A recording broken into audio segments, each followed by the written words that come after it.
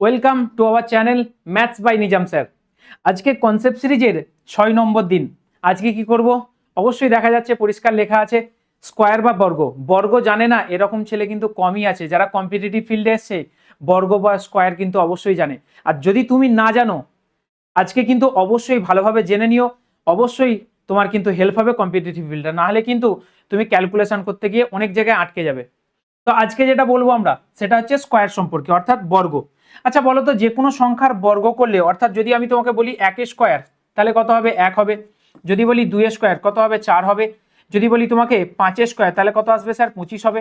এই রকম করে মিনিমাম তোমাকে 10 পর্যন্ত স্কোয়ার মিনিমাম মুখস্থ করতেই হবে, তবেই কিন্তু আজকের ভিডিওটা তোমার জন্য এবং তোমার বুঝতে সুবিধা হবে। যদি না জানা থাকে এটা অবশ্যই আগে মুখস্থ করো, তারপরে কিন্তু ভিডিওটা দেখলে তোমার জন্য সুবিধা হবে। ঠিক আছে? আচ্ছা নেক্সট যদি বলি আমি তোমাকে যে 12 স্কোয়ার কত হবে, অনেকজনেরই কিন্তু এটা মুখস্থ আছে। 12 স্কোয়ার কত হয় স্যার? 144।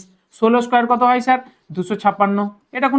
এটা কোনো ব্যাপারই নয়, এটা কিন্তু পাতি কোয়েশ্চেন। কিন্তু এইটা যখন তুমি এই বড় বড় কোয়েশ্চেনগুলো স্কোয়ার করতে যাবে তখন কিন্তু তোমাকে গুণফল আকারে অর্থাৎ গুণের নিয়মে যেতে হবে, না হলে কিন্তু শর্টকাটে আসবে না। তো আজকে যেটা শেখাবো শর্টকাট ট্রিক্স, সেটা বোঝার জন্য তোমাকে বুঝতে হবে এই একটা ফর্মুলা, যেটা কিন্তু মাধ্যমিকে আমরা সবাই পড়েছি।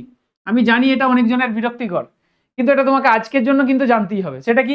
a প্লাস বি তার হোল স্কোয়ার। এর ফর্মুলা কি হয়? a square plus 2ab plus B square. বাস এইটুকু জানলেই কিন্তু এই ম্যাথটা তোমার জন্য সলভ, একদম একদম নিমেষে সলভ করতে পারবে তুমি। আচ্ছা বলো তো, মনে করো যে এইটাকে মনে করো এ, এটাকে মনে করো বি, আর এইটাকে মনে করো 2। ঠিক আছে? তাহলে আমি যদি বলি এ প্লাস বি তার হোল স্কোয়ারের ফর্মুলা কি? এ স্কোয়ার। এ স্কোয়ার মানে প্রথমেরটা স্কোয়ার করে সামনে বসিয়ে দিলাম, তারপরে বি স্কোয়ার। বি স্কোয়ার মানে কি হবে স্যার? এই যে 2 আছে, 2 স্কোয়ার করলে কত হয়? 4। কিন্তু 4 নেওয়া যাবে না, এখানটা নিতে হবে একটা শূন্য, অর্থাৎ 0 4। দুটো সংখ্যা মিনিমাম শেষের দিক থেকে দুটো সংখ্যা নিতে হবে। প্রথমে যদি একটা থাকে তাহলে কোনো সমস্যা নেই, কিন্তু শেষের দিক থেকে অবশ্যই দুটো করে সংখ্যা হতে হবে, নাহলে কিন্তু এই ফর্মুলা খাটবে না। সেই কারণে আমি তোমাদেরকে বলবো যে 2ab, এরপরে আসবে যেটা 2ab, সেটা কত? 2 দুগুণে 4, 4 একে 4। তাহলে এইটা বাদ দিয়ে 4টা এখানটায় লিখবো, দিয়ে যোগ করো। যোগ করলে কত হবে? 144। তাহলে আনসার কত হলো? 144।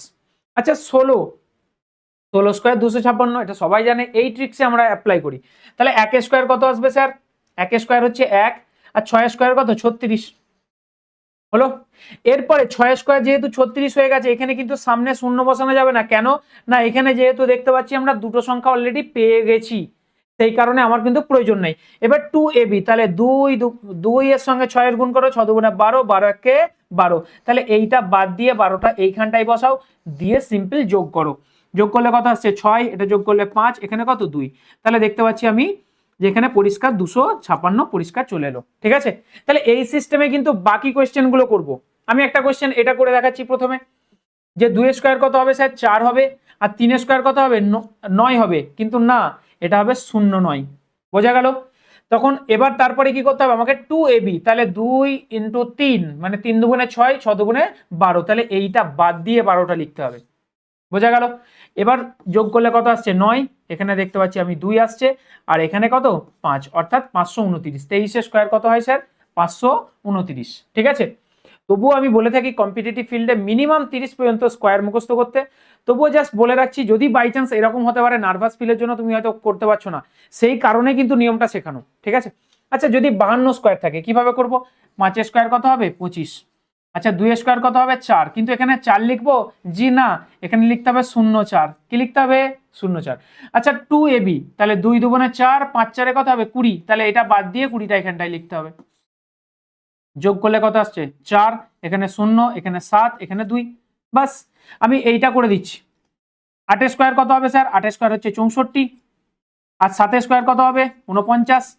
এবার করতে হবে 2ab, তাহলে তোমাকে 2 এর সঙ্গে 7 গুণ করতে হবে, তারপরে আবার 8 গুণ করতে হবে, অথবা তুমি করতে পারো 8 আর 7 গুণ, তারপরে 2 গুণ, যেটা তোমার সুবিধা হবে, কোনো ব্যাপার নেই। তাহলে যদি আমি বলি যে 7 দুগুণে কত? 14, আর 8 14 কত আসবে? 112। তাহলে এটা কাটা চিহ্ন দিয়ে 112টা এখানটায় লিখবো, আমি 112 লিখবো এখানটায়। তাহলে এবার যোগ করলে কত আসছে? দেখতে পাচ্ছি 9, আর 4 আর 2 6, আর এখানে যোগ করলে দেখতে পাচ্ছি 5, আর এখানে কত? 7, অর্থাৎ 75 69। ঠিক আছে? আচ্ছা এই যে কোয়েশ্চেনটা আছে, এই কোয়েশ্চেনটা কিন্তু তোমাদের জন্য অবশ্যই কিন্তু কমেন্ট করে আমাকে জানাবে যে হয়েছে কিনা, আমার প্রসেসে করবে, যেই প্রসেসে আমি তোমাকে শেখালাম। তুমি এটা হয়তো ক্যালকুলেটারও করতে পারো বা গুণ করেও করতে পারো, সেটা ক্যালকুলেশন করে কমেন্ট করে কোনো লাভ নেই। তোমার দেখতে হবে তুমি নিজে ইমপ্রুভমেন্ট আনতে পেরেছো কিনা নিজের মধ্যে। নেক্সট কোয়েশ্চেন যেগুলো আছে এইগুলোও তোমাদের জন্যই রয়েছে, তোমরা ভালো করে প্র্যাকটিস করো।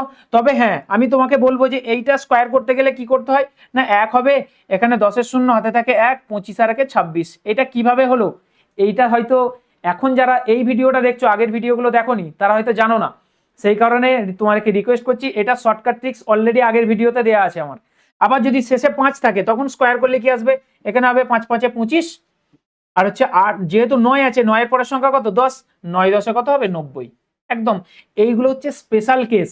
যদি এইগুলো থেকে থাকে তাহলে কিন্তু এই স্পেশাল কেস হিসাবে তুমি কিন্তু এটাকে ট্রিট করবে, খুব তাড়াতাড়ি কিন্তু ম্যাথ সলভ হবে পরীক্ষার ক্ষেত্রে। বাকি যেগুলো আছে সেগুলোর ক্ষেত্রে কিন্তু একদম নর্মাল যেইভাবে আমি স্কোয়ার শেখালাম সেইগুলো। তবে হ্যাঁ, আরেকটা ক্রাইটেরিয়া বলে দিই, এই যে কোয়েশ্চেনগুলো হলো এইটা কিন্তু 1 থেকে শুরু করে 100 পর্যন্ত স্কোয়ারের ক্ষেত্রে কিন্তু এলিজেবল। 100-র বেশি হলে তখন কিন্তু অন্যভাবে করতে হয়, সেটা আবার অন্য একটা ভিডিও নিয়ে তোমাদের সঙ্গে হাজির হব। আজকে এই পর্যন্তই রইলো। অবশ্যই লাইক করবে, সাবস্ক্রাইব করবে, আর নতুন কিছু ভিডিও জানার থাকলে অবশ্যই কমেন্ট করে জানাবে। Thank you.